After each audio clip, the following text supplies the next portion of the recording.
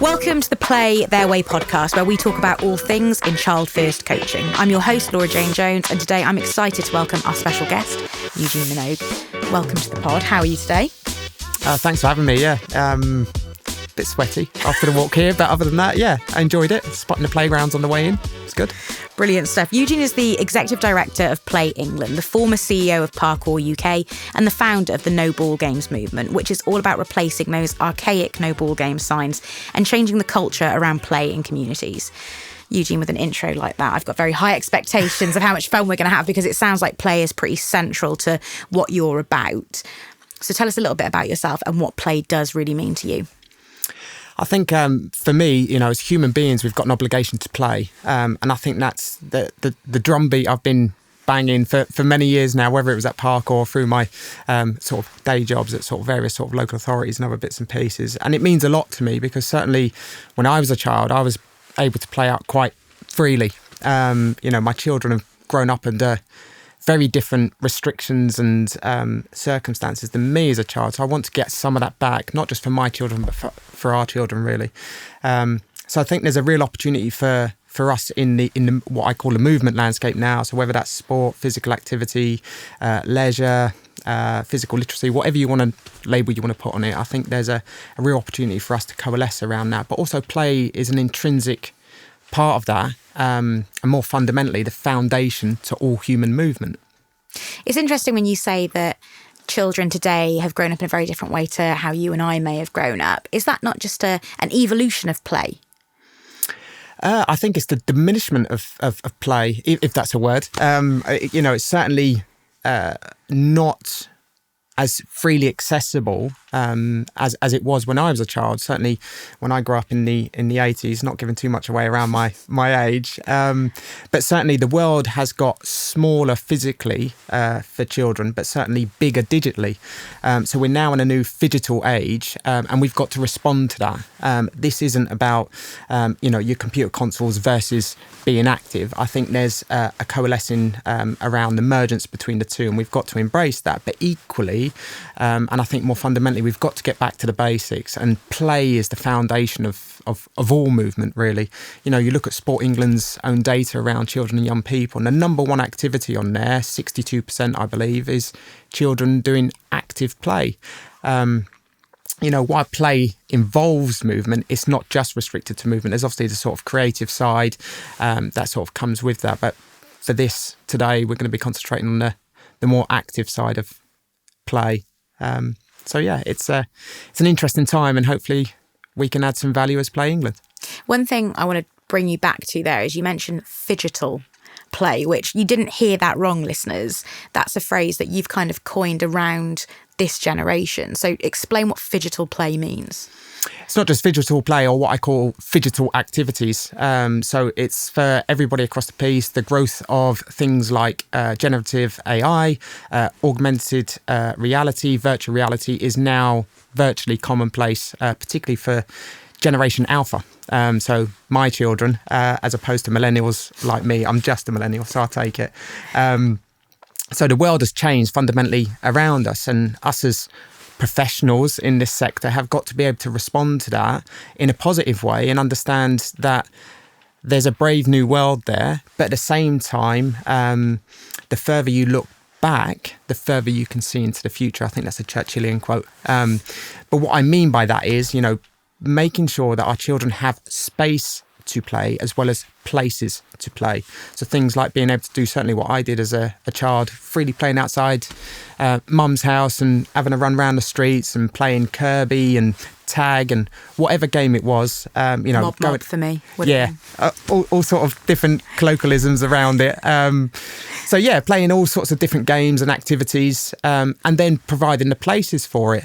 So whether that be playgrounds, and that's not the only place children should play, but again, we've socially normed that play should take place in a place as opposed to in a space.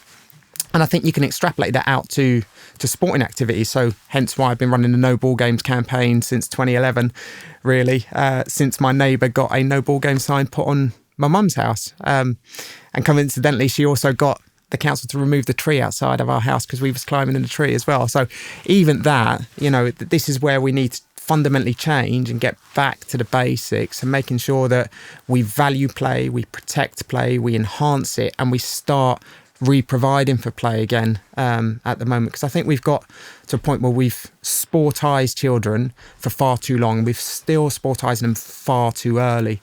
So I think there's an opportunity to come back to play, understand what play is and the inherent value it has to us as human beings and to society. I think sometimes people get a little bit lost in the millennials, Gen Z, Gen A metrics of how we're measuring ages nowadays. I like to think of us as the kind of space hopper and roller skates generation and this current one of the iPad generation.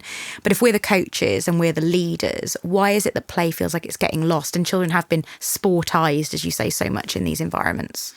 Yeah, I think part of it is the social norming around play sort of slowly disappearing. So if you go back to certainly when we were children, you'd have play services, you'll have adventure playgrounds all across different parts of the country. We could certainly do things that our children can't do now, or they don't have the same expectation of doing. So there's the societal sort of norming piece. There's the weaknesses, particularly in England's planning system around that. You know, as an example, the statutory protection for newts and bats within the planning system, but we don't have the same for children and play. You know, that's shameful, if I'm being frank, around where we are, certainly as a nation, particularly in England.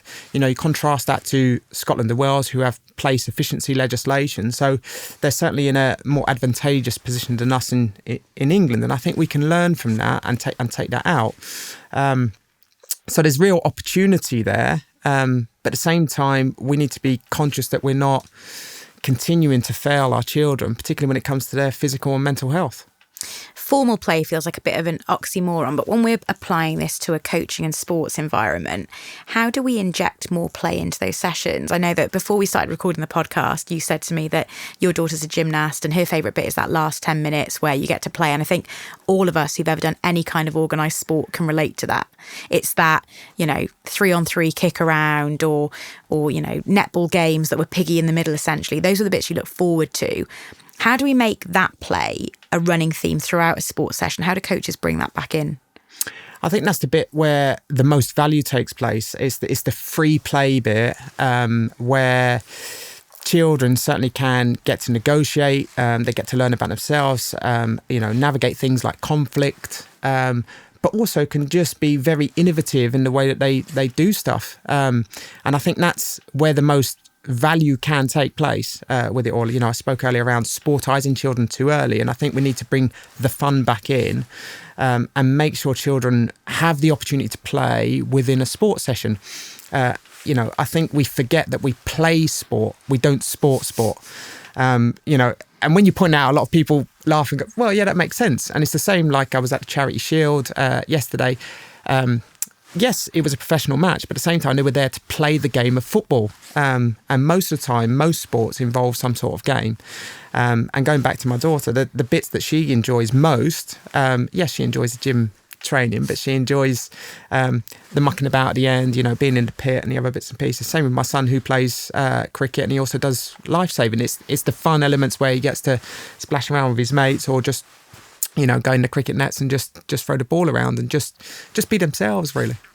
Do you think we need to recalibrate people's thought processes around play? Is there almost a negative connotation in a sporting environment that play means that children aren't taking it seriously enough, or that we're not going to produce the next England cricketers and Olympic gold winning gymnasts if it's too fun, if there's too much play involved?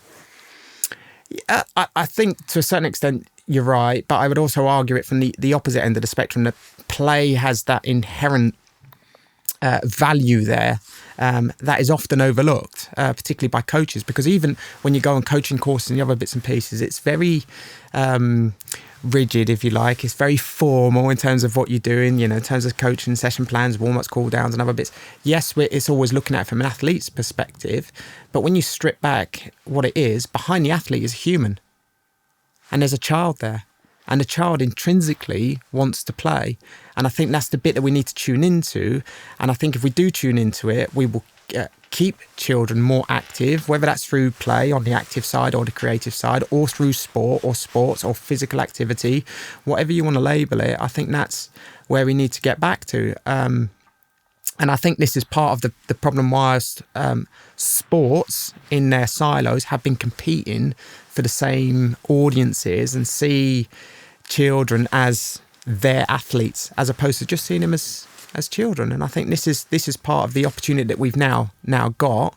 It's unfortunate that we've gone all the way down this rabbit hole, and play has by and large sort of been forgotten in that, and hence why Play England are here to sort of put play back on the agenda and sort of provide support to the sports system and bring learning to that system, but vice versa, to meet sport halfway, and for people to understand there is massive benefits in play, and particularly free play, and parents' role in that is key.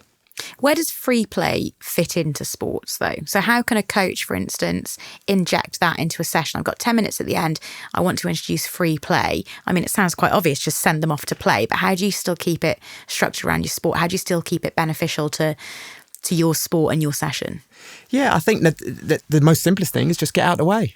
This is the thing. We're always in children's way in terms of doing that. And I don't think we give children enough credit around how competent they are with it all. And we need to, yes, there's certain things that we need to put in place around safeguarding and welfare. But at the same time, we need to trust children and give them the free space to go do, really, and to build confidence and resilience, and understanding that there is benefit in risk. That there's bits with that, and that's how we learn as human beings to run, jump, climb, crawl, swing, bat, run, whatever you want to name it. But you learn the building blocks of that through play. We start talking about stuff way too early. So things like physical literacy, physical activity, sport, exercise, fitness, whatever it is. But the foundation to all of that is play. We all played as children, and I think as adults we all forget that we're former children. There's an irony, isn't there, that as the world's got smaller for children, it's in no small part down to us trying to keep them safe. But by diminishing their ability to play and their right to play and their space to play, are we in fact removing some of their self-advocacy and perhaps those lessons that we learnt when we were playing as kids, do you think? Yeah, absolutely. I think that's a fundamental part that we need to readdress the balance on with it all. We can't sterilise everything and make everything safe. As an example, you can only learn to cross the road by crossing the road. There are inherent risks in that, but that's the beauty of sport. Any sport has inherent risks with it, whether that be injury or whether that be something that may happen through the session or the sport itself or other bits and pieces. This is the stuff that we need to understand. Yes, there are guardrails that we need to put in place as society and as adults, but sometimes we just need to learn to get out of the way. One of the key things that the play sector has been arguing for and has now got, there's a new international ISO standard around benefit risk assessments. And that's making sure when we assess risk, we also take into account the benefits that come along that. And that ISO standard is out there now, and it covers not just play, but sport and recreation and physical activity. So I'd encourage people to go read it and embrace that benefit risk assessment approach. It's something in the play sector we've been advocating for a long time. So there's lots out there, and we can support with that from a Play England perspective. What are the sports that you think are showing that you can do this well, that you can make play an intrinsic part of the way that you bring children up and through a sport? Yeah, all sports have that. Like I said earlier, you play sport, you don't sport. So it's there, and I would encourage all sports to try and get back to, particularly when they're working with or coaching children and young people, that you get back and build in the fun and the play elements. And I would put a wider call out there to the sector, really, to make sure that when we're training coaches to be coaches, that we get them to remember that, and it should be built into their qualifications. This is the stuff that's intrinsic to all of us as human beings, and particularly valuable to us at all life stages. So it's an interesting time. So we'll have to see, and obviously Play their ways doing some sort of sterling work. Hence why I'm here today. Are there any kind of anecdotal examples you can give us of where sport has maybe pivoted with this and realised that it needs to be more fun and more playful to kind of have an ongoing success and to get kids more involved and more engaged with the sport? Yeah, you can see the stuff that's coming out through Play Their Way. They're shining a light on some of the sports that are taking a more playful approach with that. Obviously, I'm slightly biased, but from a parkour perspective, that was just it's play for anybody really, particularly not just adults and other bits, or giving adults permission that they can play again.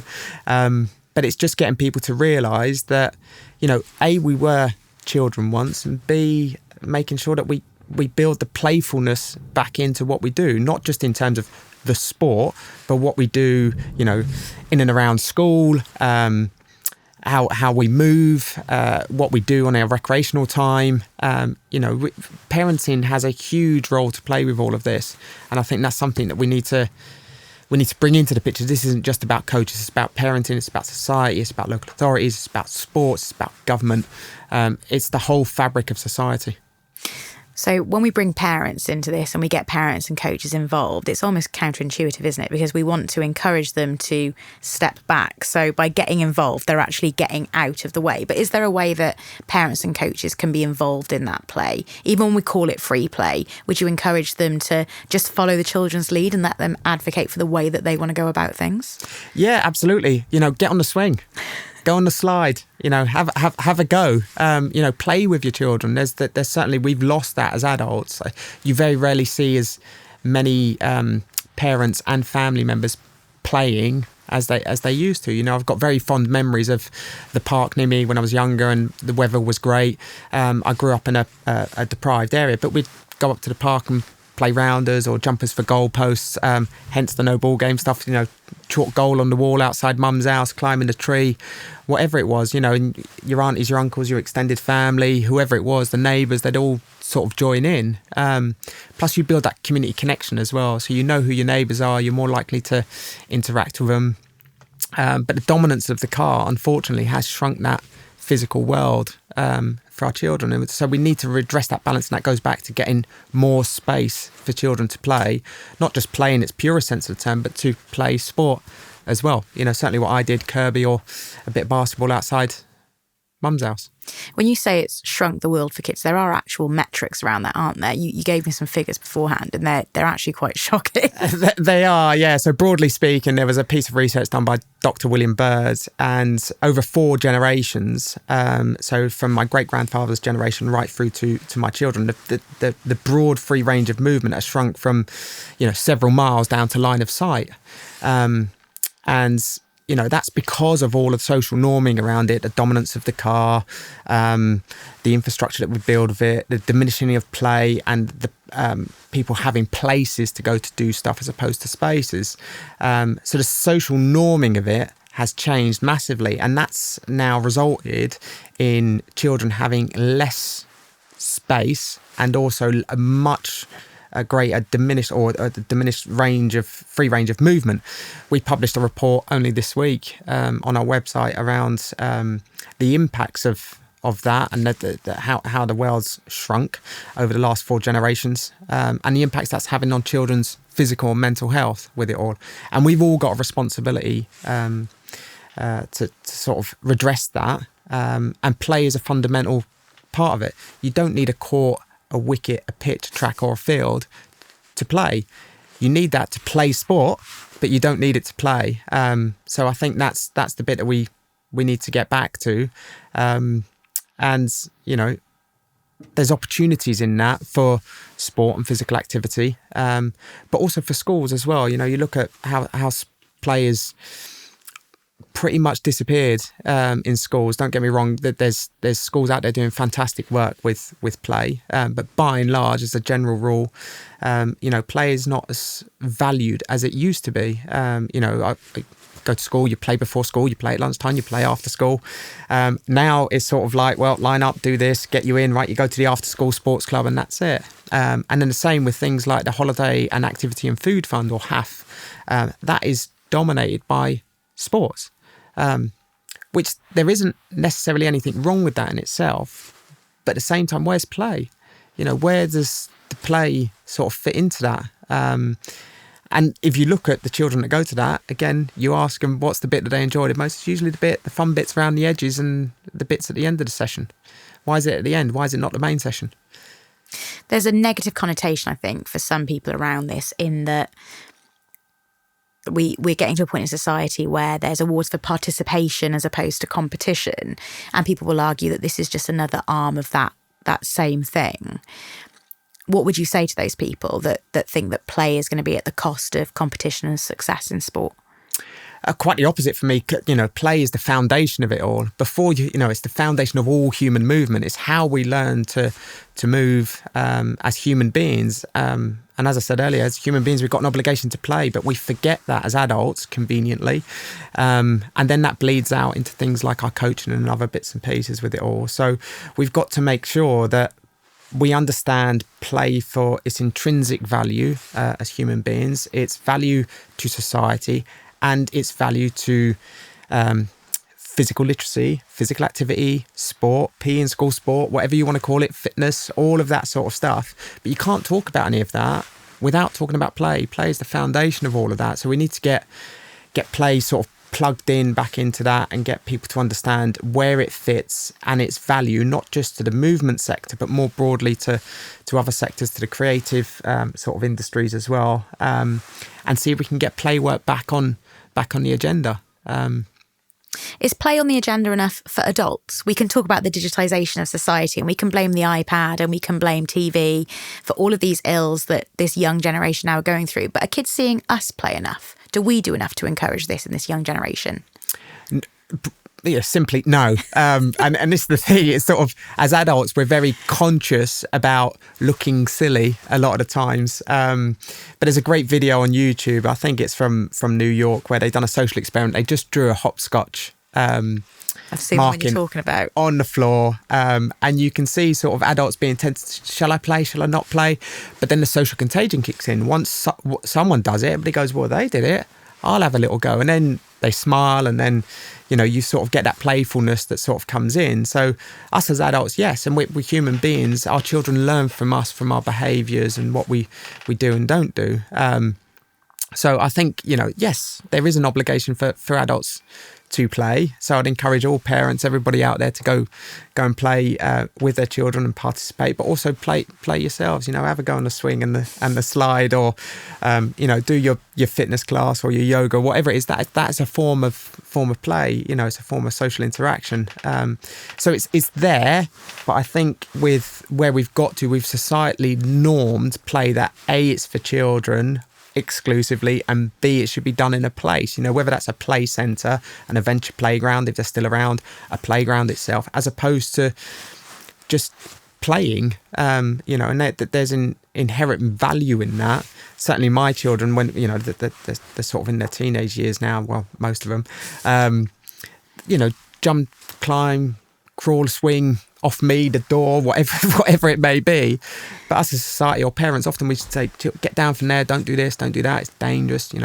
We need to be a little bit more encouraging around what we do. And again, that's the social norming aspect that we need to bring back into it, and certainly into the movement and sports sector.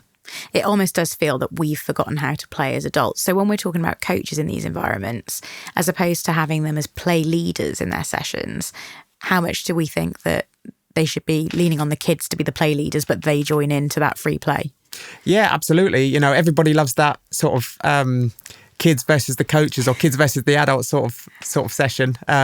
It's all that's the fun. That's the bit that sort of makes people smile and other bits. And there's a lot of formality in the informality, and I think we forget that.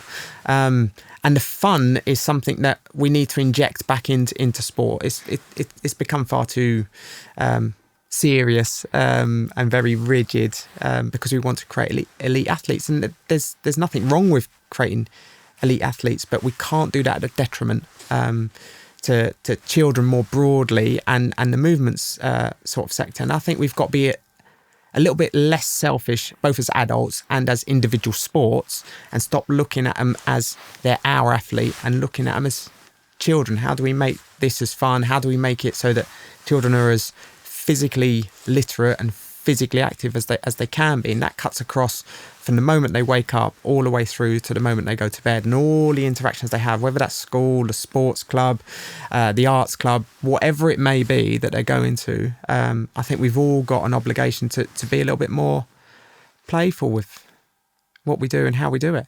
So if a parent, a teacher, a coach is listening to this, what would be your top tips on reintroducing play and making play a more central part of school activities and sports activities? Yeah, it's the classic question, how do I start? And the simple answer is that, when do you stop? When did you stop? You completely, we all played as children. There's games we spoke about, what I called Kirby, I think you called it something. Mob. Yeah, so exactly, we all did it, and it's there. And sometimes we just need that nudge to go, oh, yeah, and you unlock something from your childhood, and everybody has a slightly different version or different rules. I think we all made them up at one point. Certainly tag or TIG, whichever you want to call it. You all called it different names and other bits. So, and we all had our own rules around stuff. But there's value in that, and I think that's the thing. A great game that I used to love at school was bench ball. Absolutely went mad for it, and that was just the stuff that the teacher used to put out. But we don't sort of allow that to happen enough. Certainly these days now, and I think we can learn a lot from children. Letting them make up the rules. It's a great way for them to be able to set their boundaries, and it also tells you what they want to do, as opposed to, well, the rule book says, or this is what we want you to do over there out of the way type thing. And you can take some learning from that. I remember when I was a football coach many years ago, I went along to a basketball scrimmage session where, it's free play, you're just doing all of that. And there was a little drill that they just made up themselves, and I took that and brought into my football coaching and said to me, where did you get that? So, well, I nicked it from them. They were just playing and just copied it and took it over there. But they loved it in a football setting. So we can learn things from different sectors and different organisations, really. And I think we just need to be brave enough to step into that and listen. Youth voice or children's voice is something that isn't heard enough. And how much will children learning that self-advocacy from being play-led in these endeavours and coaching and sport, how much is that going to impact them when it comes to everything else in society as they grow up? Well, I think it gives them the resilience. That there's the inherent values in play is so broad. And I think that's why it's so fundamental that we protect it, maintain it, enhance it, re-provide for it, and bake it into things like sport, as well as other sectors, whether that be the creative industries, or just play in its own right with it all. In the same way you've been talking about coaches, our sector, we talk about play workers. They're the ones that are out there doing the work and running things like adventure playgrounds and after school clubs and doing great work in schools. So I think there's that broad spectrum. We can learn from each other with that, and they're quite symbiotic. They work hand in glove, and I think we just need to be cognizant of that. And make sure we open up the doors for children to come in and make sure that their voice is heard. I certainly feel very inspired to go and play now. So for legal reasons, I won't be going to do knock knock ginger on my neighbours this evening. But Eugene, thank you so much for joining us today and teaching us so much important, valuable stuff about play. Thank you. Thank you for listening. We hope you've enjoyed. Be sure to leave us a review and share this with someone else who you think might like it too. Check out our website, www.playtheirway.org, and follow Play Their Way on social media, at Play Their Way on TikTok, X and LinkedIn, and at Play Their Way UK on Facebook and Instagram.